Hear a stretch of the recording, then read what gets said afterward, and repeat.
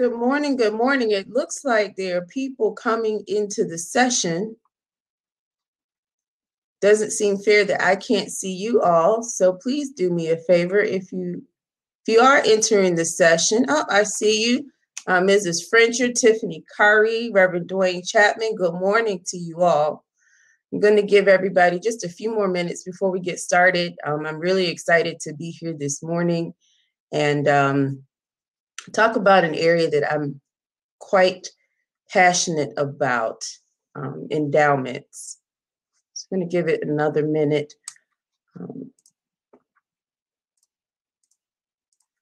How's everybody doing this morning? Can you let me know how you're doing in the chat?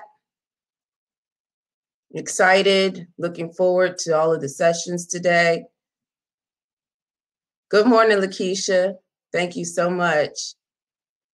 Thank you so much. All right, good to hear it. Doing well, Reverend Chapman. Glad to hear that. Okay, just going to go ahead and get started. I'm going to start by introducing myself. My name is Alanna Thomas, Reverend Alanna Thomas. I am the pastor of the Bridge AME Zion Church, which is a church plant. But in my vocational life, I am the Donor Services Director at the Associated Jewish Community Federation of Baltimore.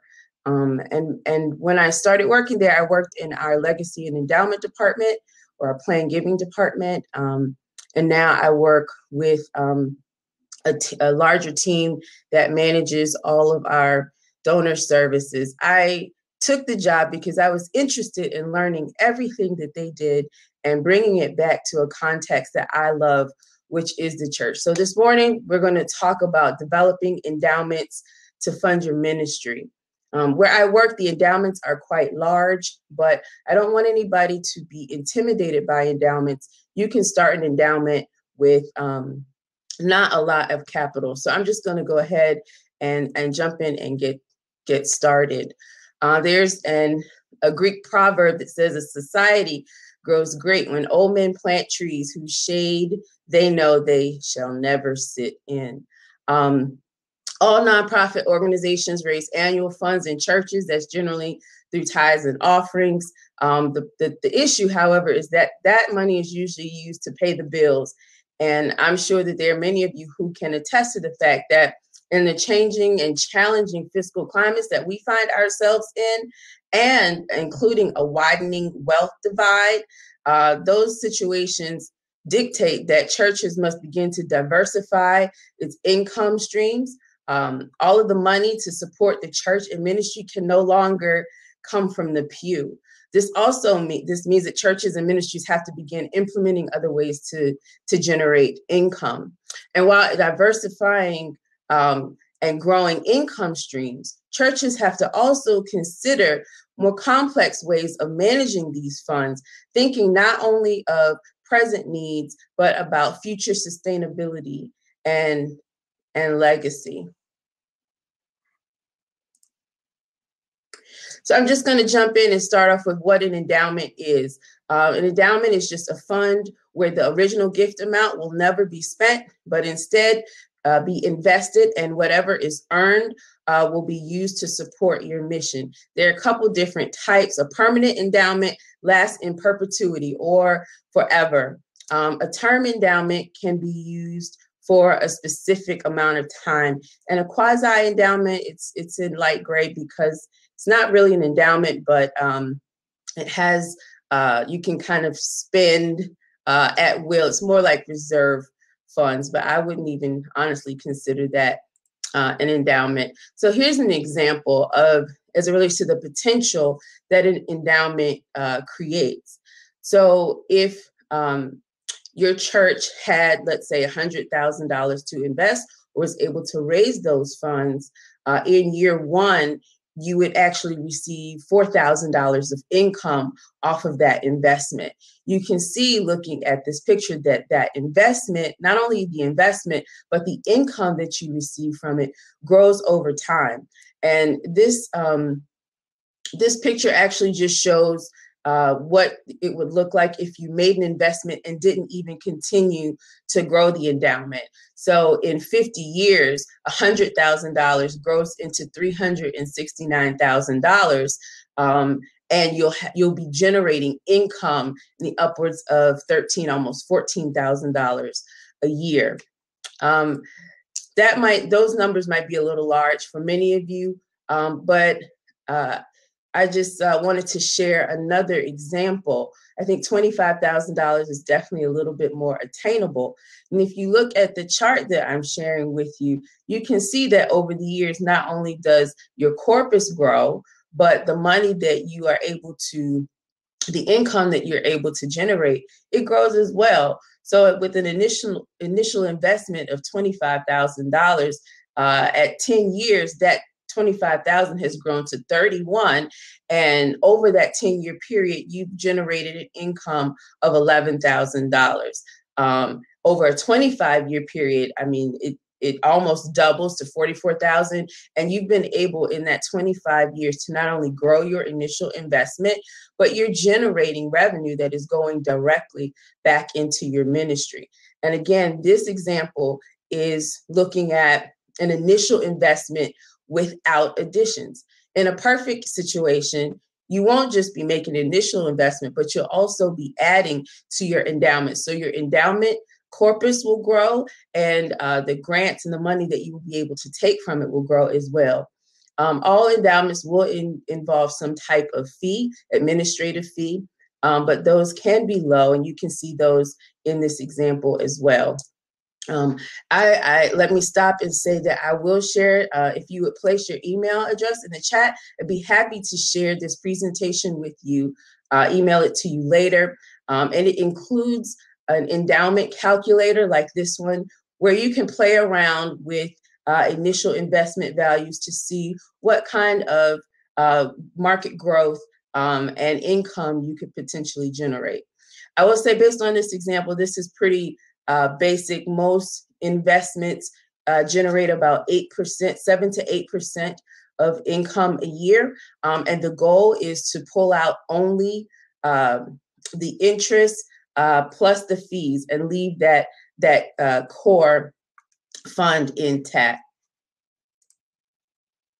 So I think the first question a church or ministry really has to ask themselves is, are we ready to really embark on endowing of our funds or creating an endowment fund?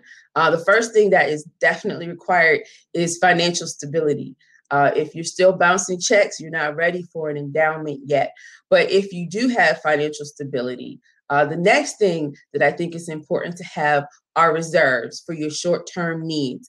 And generally speaking, you should have 3 to 6 months of cash on hand in your reserves in the event that you experience unbudgeted operational shortfalls.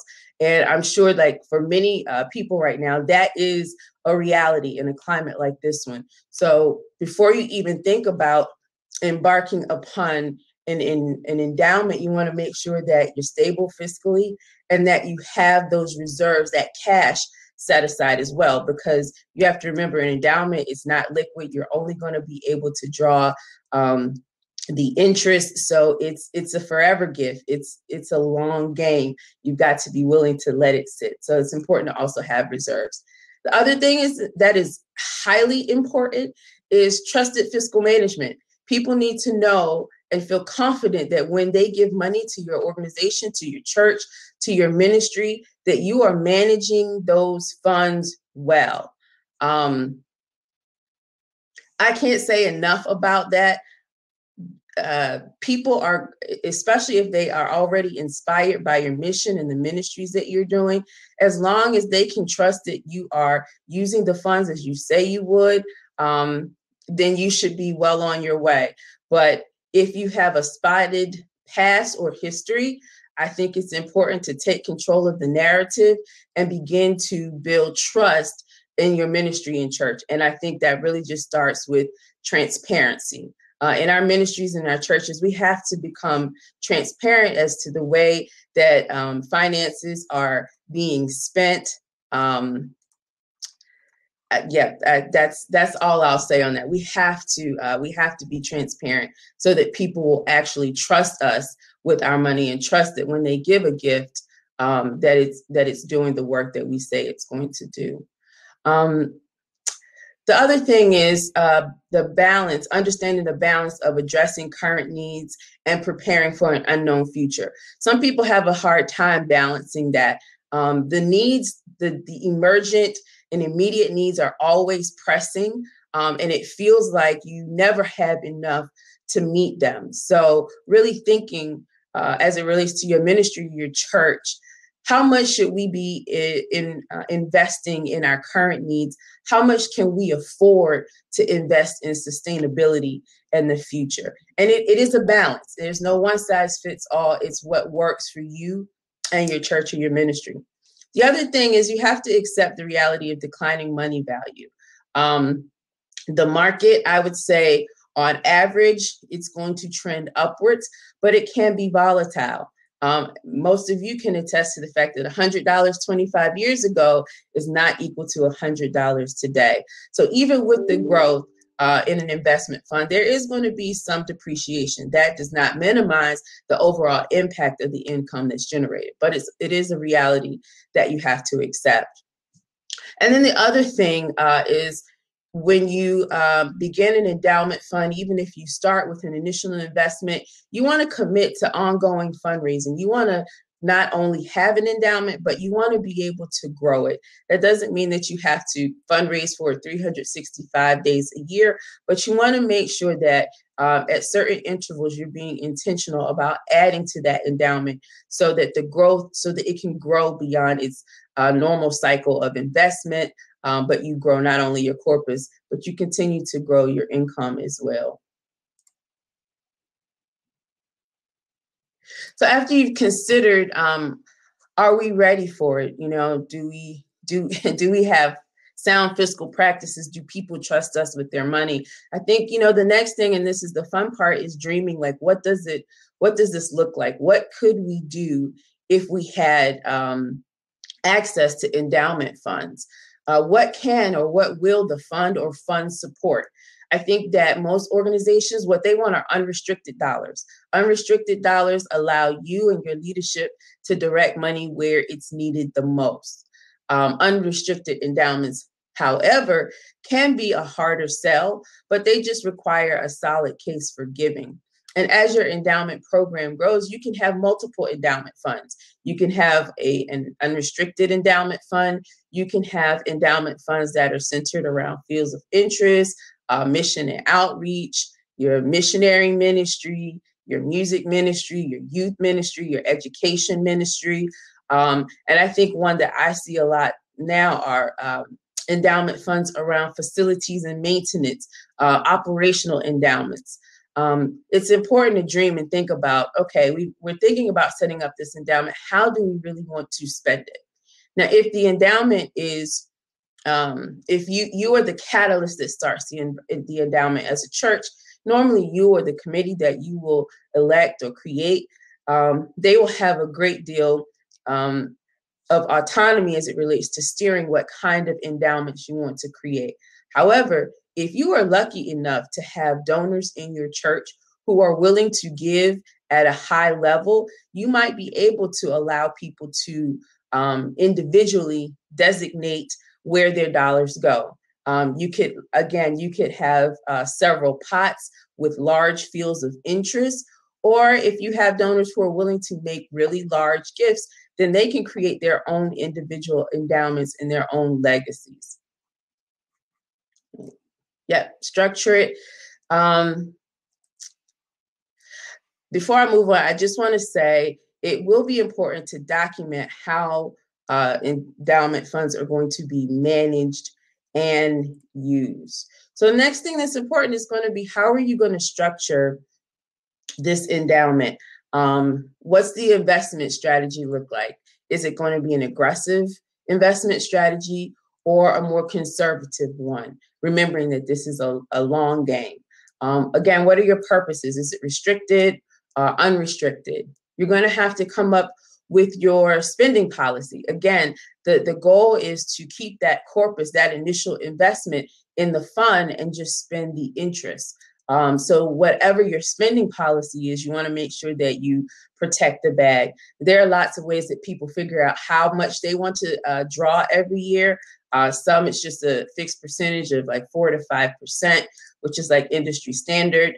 Some endowments will be structured so there's a floor or a ceiling where leadership says they will assess every year and they won't draw more than 5%, but based on market performance, they may decide to draw less so as not to drain the corpus.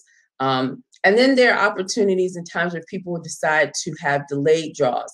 Delayed draws are really helpful when you start with a small initial investment and you don't want to draw on the funds until you reach a certain amount. So there are a lot of companies where you can start an endowment with just an investment of $10,000. The reality is $10,000, it will grow in 20, 25 years.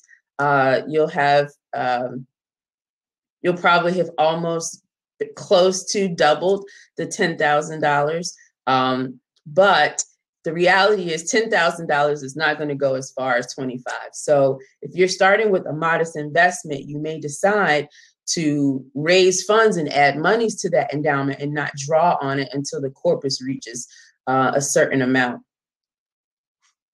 Next question is, as you think about how to structure your endowment, is the governance. What ministry or leadership committee is going to have governance over it and make decisions? In the AME Zion Church, the board that handles all of our finances, they're called our stewards. So in your church, it might seem natural to have the stewards be the governance committee or the governing committee for your endowment.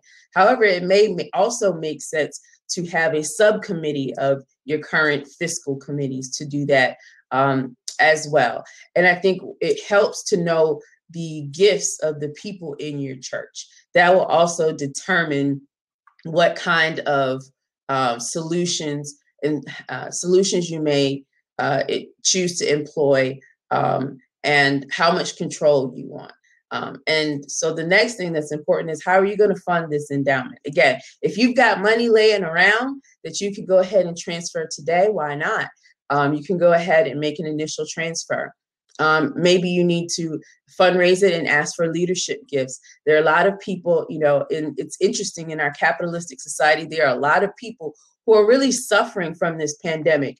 But if we're honest, there are a lot of people who have also made a lot of money and capitalized, if you will, off of this pandemic. And so I think a part of it is understanding your leadership, understanding the capacity of the people in your church, understanding whether or not you can raise funds inside your church, or it's important to also look to sources outside of your church to raise funds.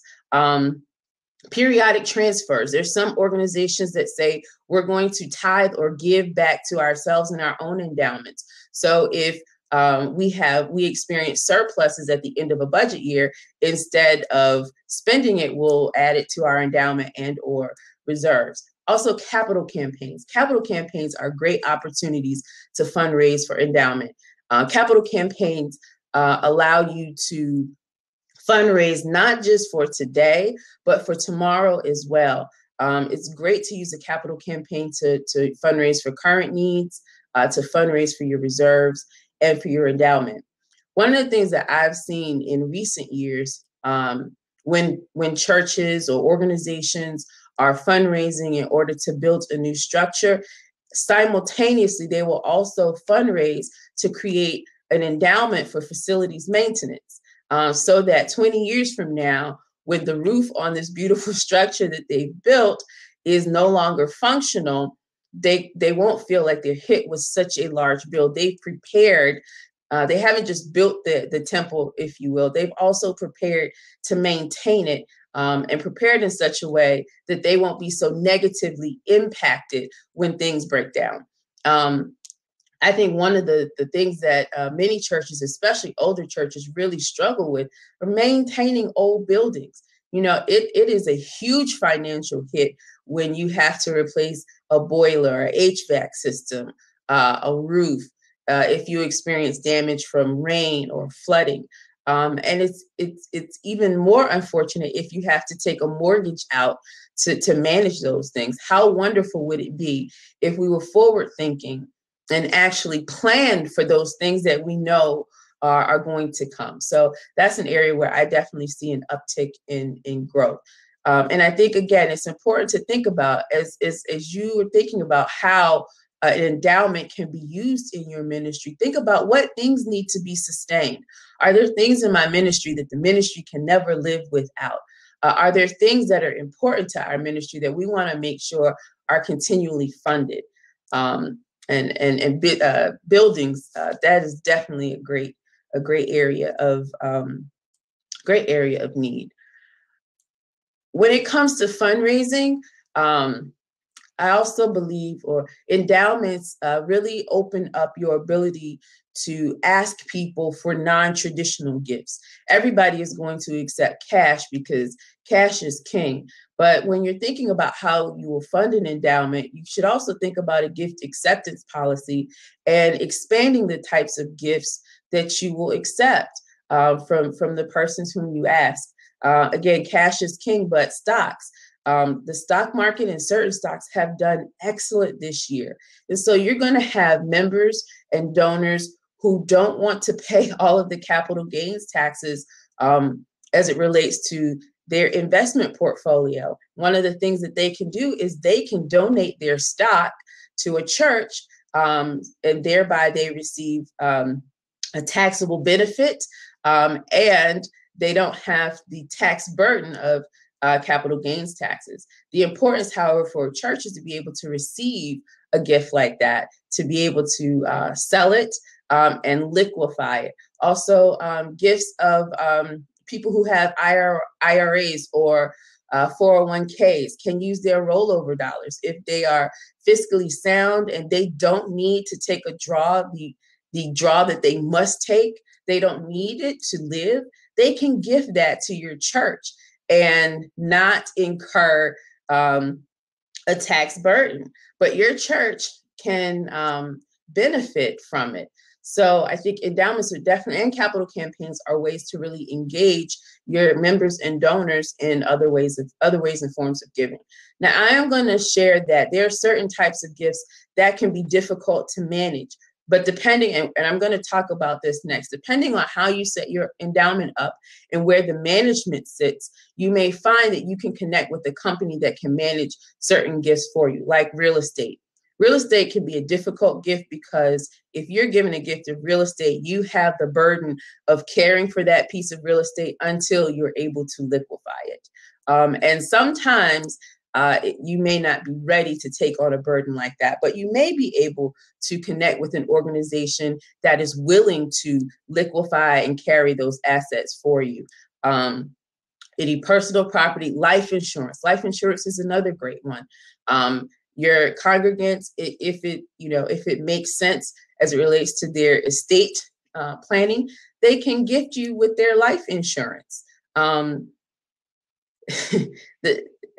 laughing because when I first started working, they called my department the Grim Reaper because a lot of our gifts were testamentary gifts. People really do think sometimes people really do think about leaving monies to the charities and the organizations that they care most about when they leave this earth. Also, it's an opportunity for that person, again, to not the person that in a testamentary gift, but an opportunity to reduce the tax burden on families if that person also donates a portion of their estate to charity. And that's the kind of thing that you kind of take case by case basis. Some people don't have enough to leave and give, and that's fine. But I say that there are definitely some people who do, and so there's no harm in doing your research and asking.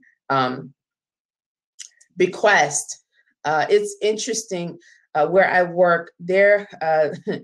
We are always receiving bequests and there are times when people leave us in their wills and we're not aware, but it's always good to ask people, one, to consider leaving a bequest for your church or ministry in your will, but also for you to be aware of it so that you're ready to help administer the transaction or transition once that person has transitioned. But bequests, awesome opportunity to raise funds. And when you marry a bequest with an endowment, that person's gift literally lives on in perpetuity. It's not just a gift to pay for the light bill. It's a gift that will benefit the church, can benefit the church or your ministry forever. The other thing, though, that's important when it comes to fundraising is stewardship and accountability. And this feeds back into building trust with people that you're asking for to help fund your endowment. It's also important for your leadership to trust that those monies are being spent well. But you want to let, if people have given to your endowment, you definitely want to let them know how your investments are faring, how that money is being spent, and how that income from their endowment gifts are able to help your church. It's really, really important to give people a report on their giving. From the perspective, like I said, of donors, and as it relates to endowments and forever gifts, older members, I think that they're your sweet spot. The reality is that most of our greatest givers in our congregations are our older members. And when they transition, that giving stops unless there's a plan to continue it. Wouldn't it be great if before a person transitions, they were able to endow part or all of their giving so that as your church goes through different seasons and people transition and move on, you aren't as greatly impacted. The reality is a lot of our dollars, they come from our older members. And again, not everybody is going to be open to the idea or even able to, but some people are able. And so it's definitely worth the ask. So next, I just kind of want to touch on what it means to, or how to manage your endowment. And you've got a wide range of options and opportunities. You have turnkey organizations that will technically manage your endowment from start to finish, all of the back office pieces. Then there are other options where you can just choose an organization that will invest your monies, and you do all of the other back office work.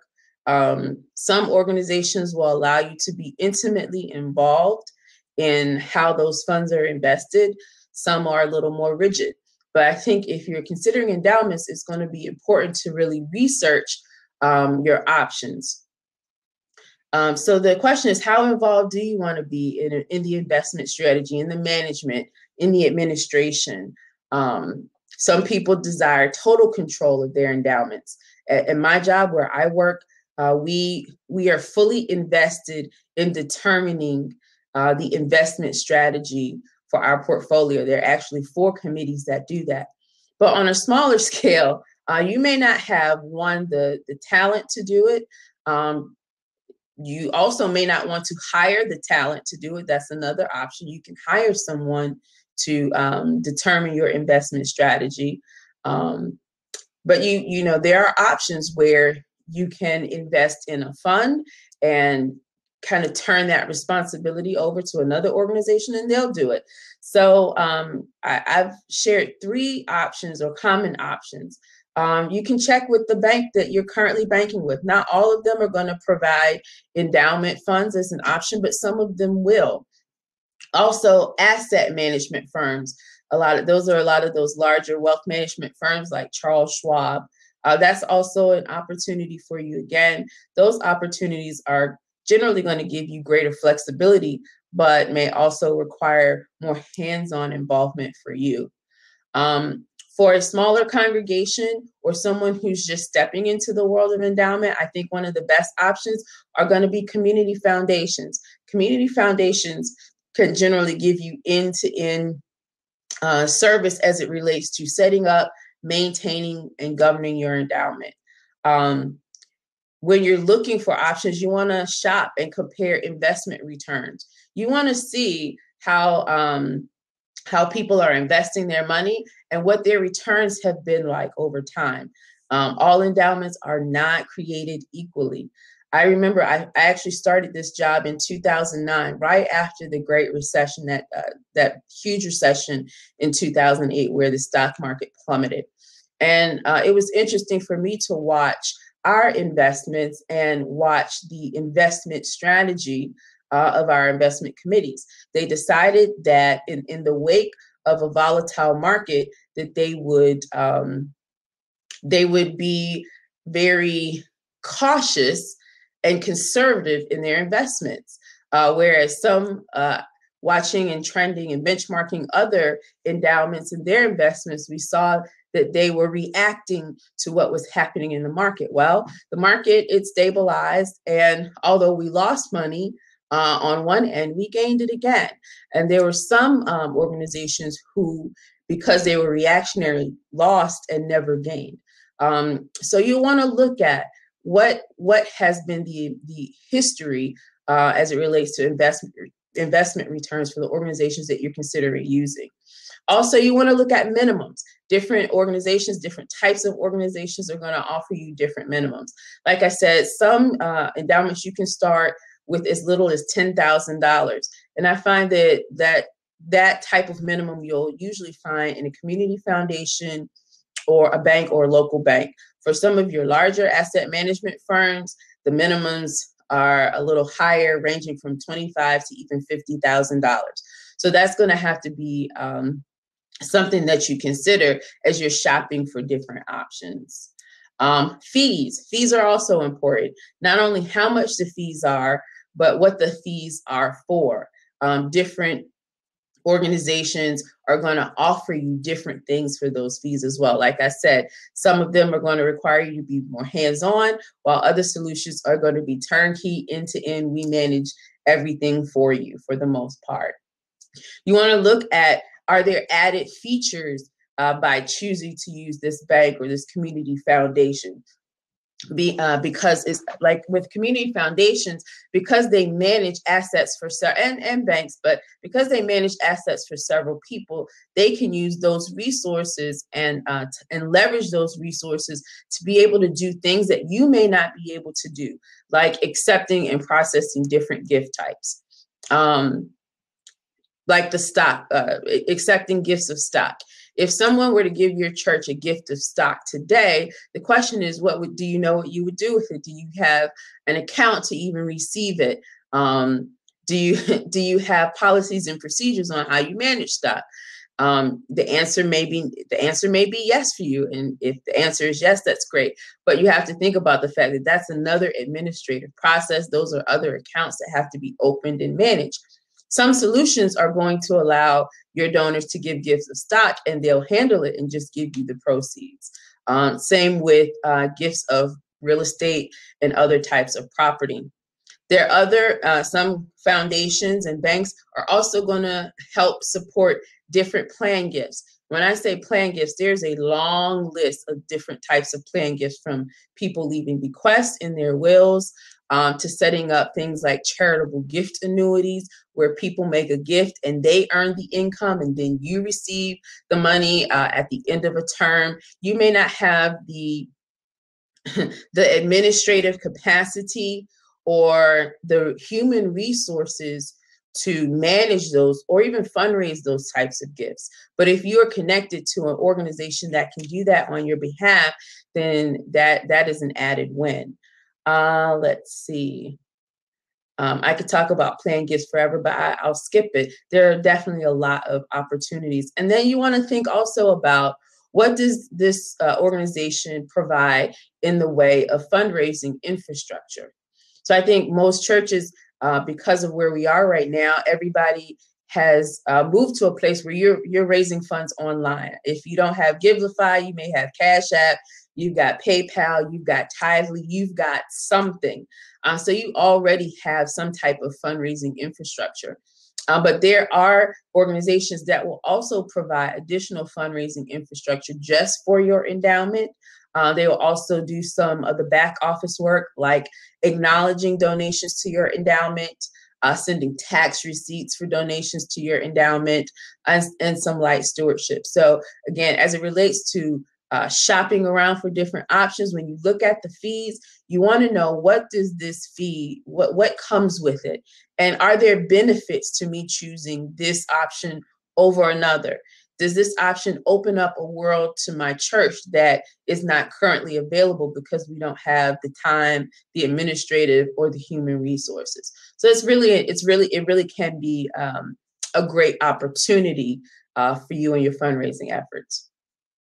Another thing you want to consider: sub-accounting services.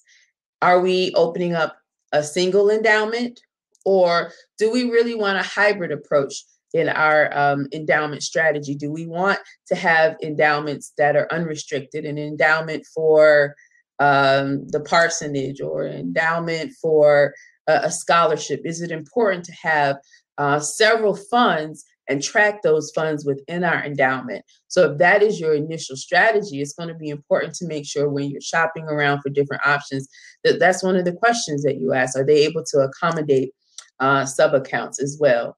And then finally, professional support and resources.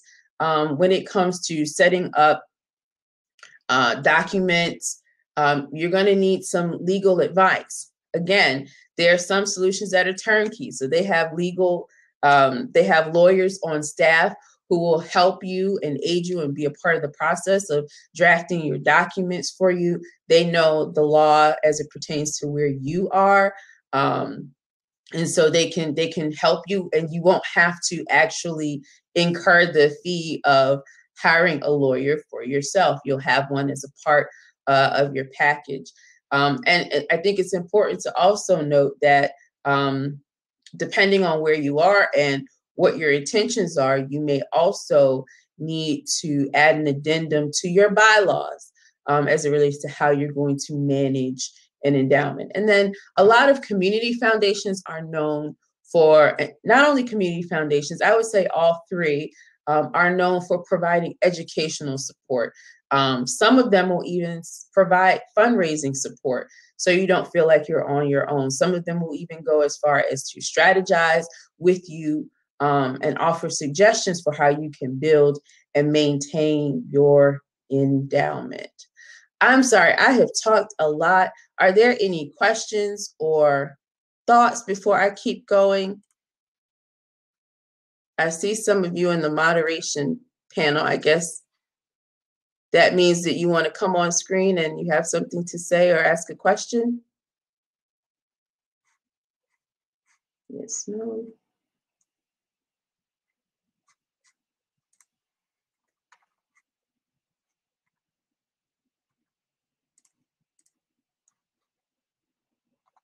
Okay.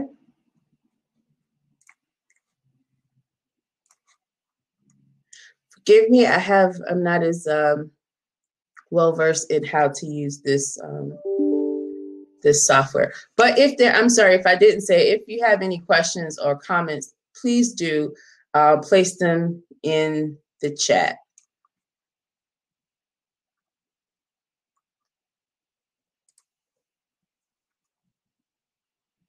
Okay, so kind of talked about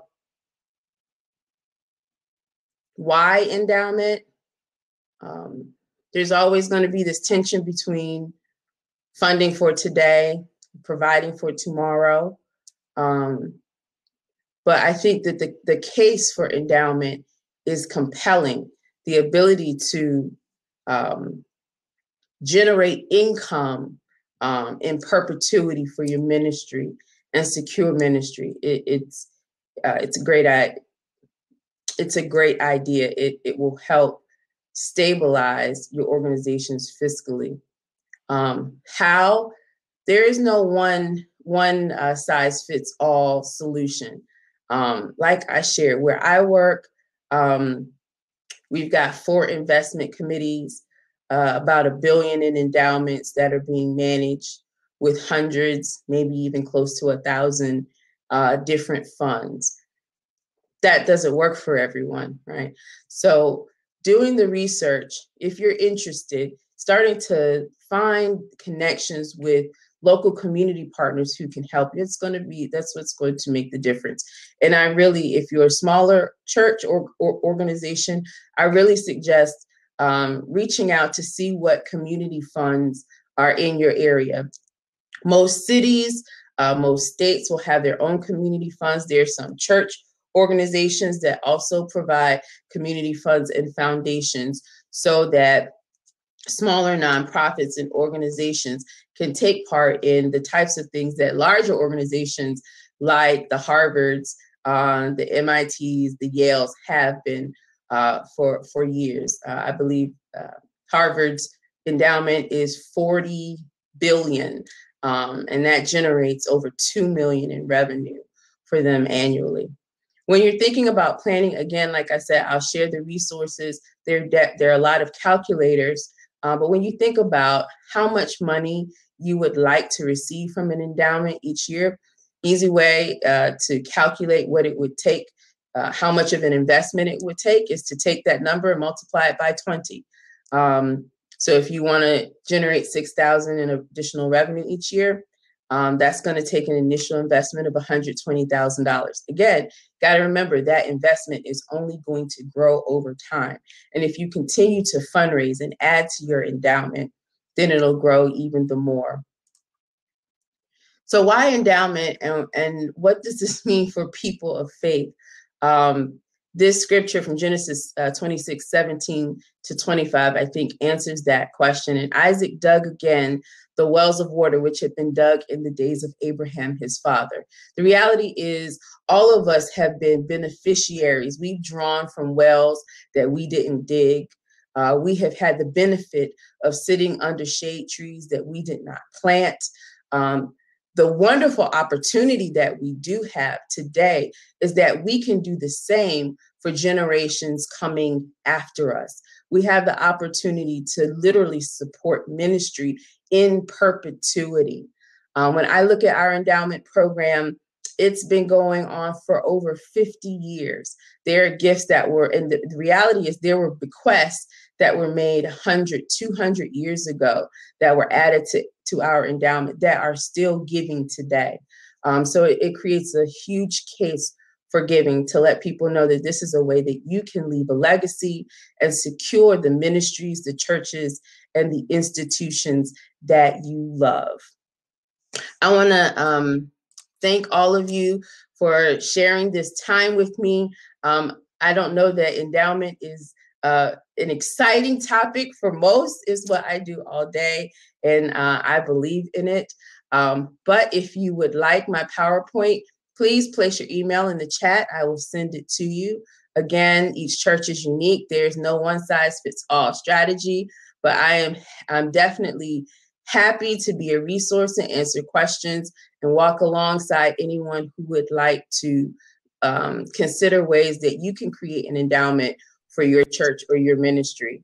When I started working at the Jewish Community Federation, I worked there because I wanted to learn and bring those same ideas to people who look like me and to the institutions that I love. So I thank you all for allowing me the opportunity to share today. All right, Ms. Jones, I see, do you have a question or? I'm just putting my information in. Okay.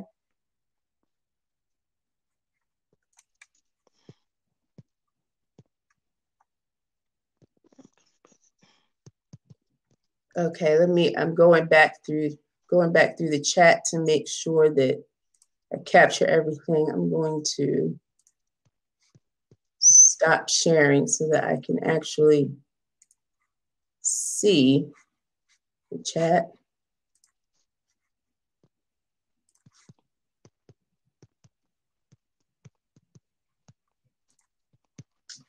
Okay, let's see. All right, I see you putting your email addresses in.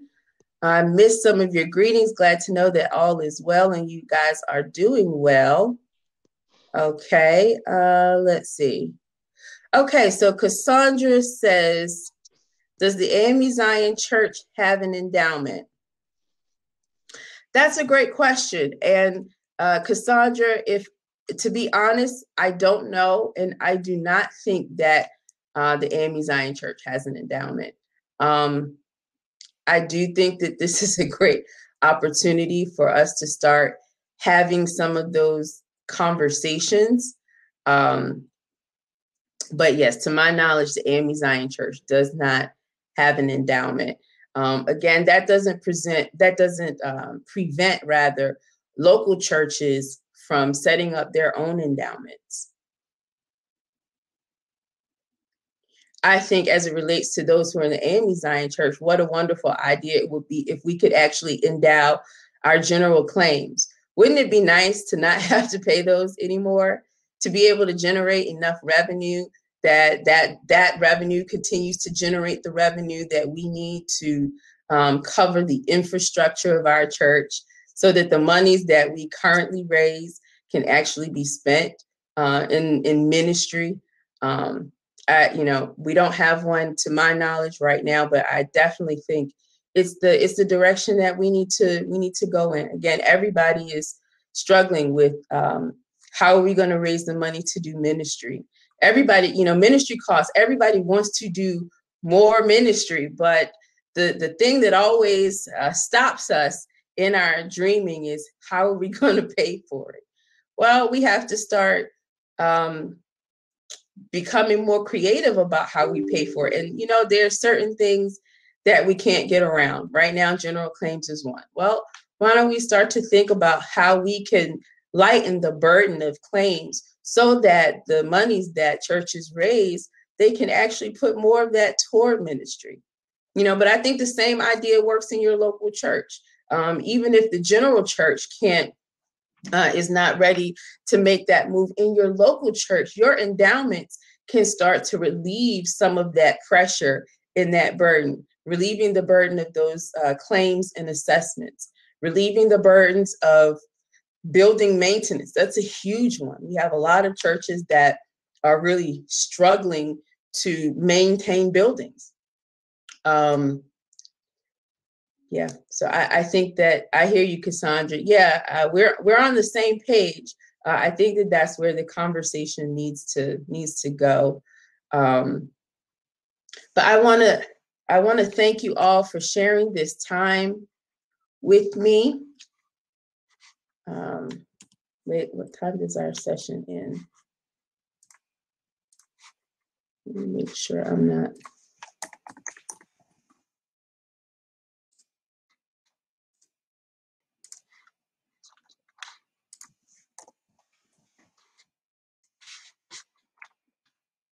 I'm curious, does anybody else? I would like to hear your thoughts. If you could endow monies for your ministries, what would you want to spend it on? What would you want to endow? What burdens would you like to alleviate so that you could do ministry? Any other ideas out there?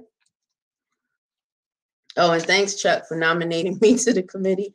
I'll join it as long as you join it as well.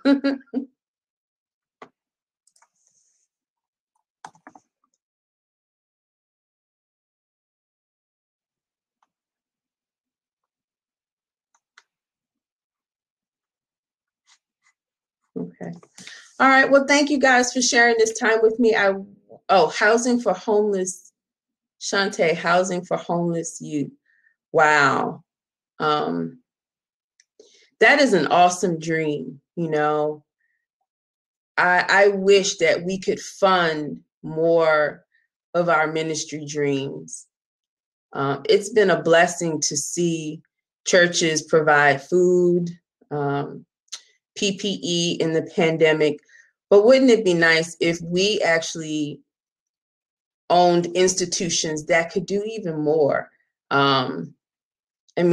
What if there were endowments for education, helping people, empowering people, helping people to get the educations that they need, helping people with down payments on homes so that they can become homeowners in their other communities. I think the dreams, the ideas are endless, but I love that one, Shantae, housing for homeless youth.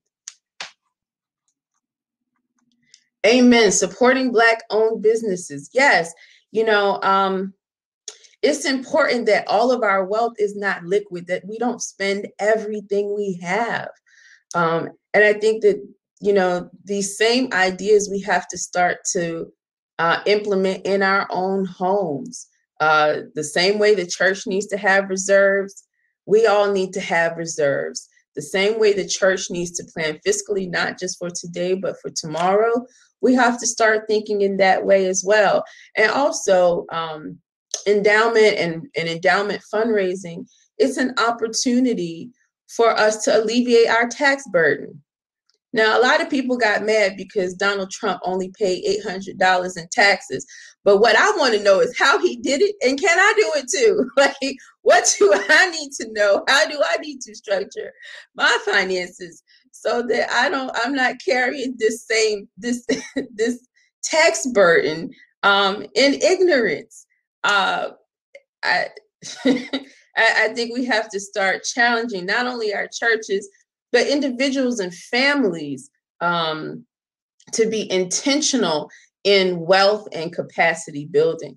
Okay, Chuck, we need a mechanism to not only have endowments for our denomination, but also our college.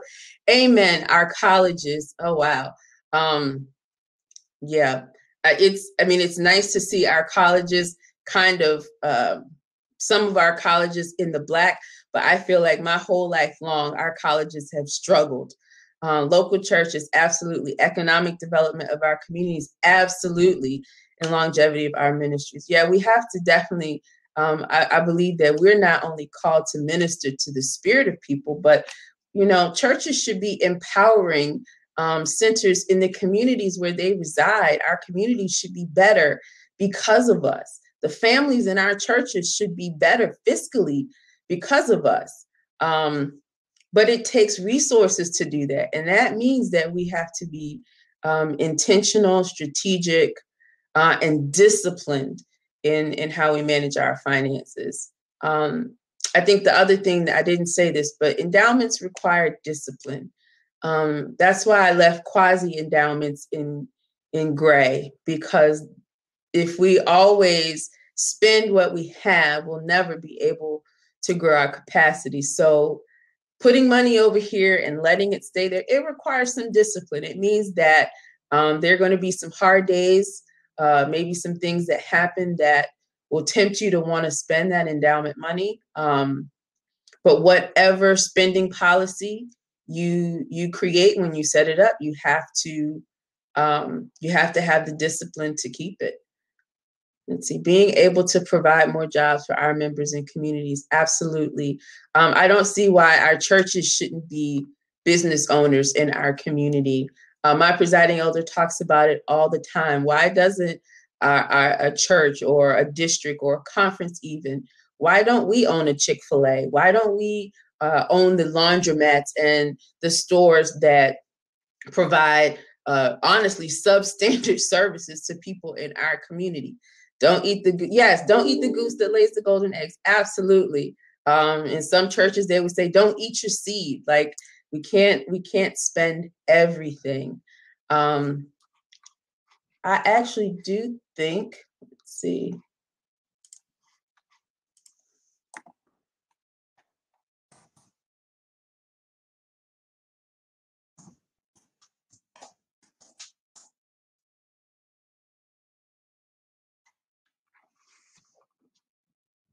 I actually think our time is up. But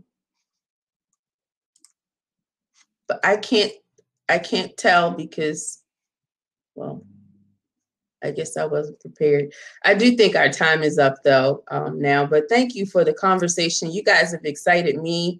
If anybody really wants to start the committee now, I'm ready for it. I agree with everything that you guys have said. We definitely have to do more to secure the future of our church. And like I said, I honestly took the job that I took because I believe that I saw that the Jewish people in our community, they had a lot of money. If you come to Baltimore, almost every building has a Jewish name on it. And I wanted to know, how are they doing what they do?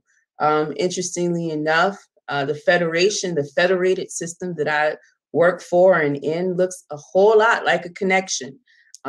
They leverage their resources for the benefit of everyone. So fundraising is centralized, marketing is centralized, technology is centralized, so that smaller organizations that provide the resources can really focus on delivering the services they provide to the people, and we can do some of the other heavy lifting, our finance and accounting, that's centralized. And I think that's what connectionalism could really look like. What would it look like if the church, the general church, started to take on some of those roles, started to provide platforms so that everybody could have a website, sign contracts with large vendors so that everybody could get a discount. I think that's what connectionalism should look like. So again, thank you for our time, Chuck. We will talk. I hope you guys enjoy the other sessions that are going on today. And again, thank you so much for spending time with me. I will send those presentations to you. Everybody have a good one. Bye-bye.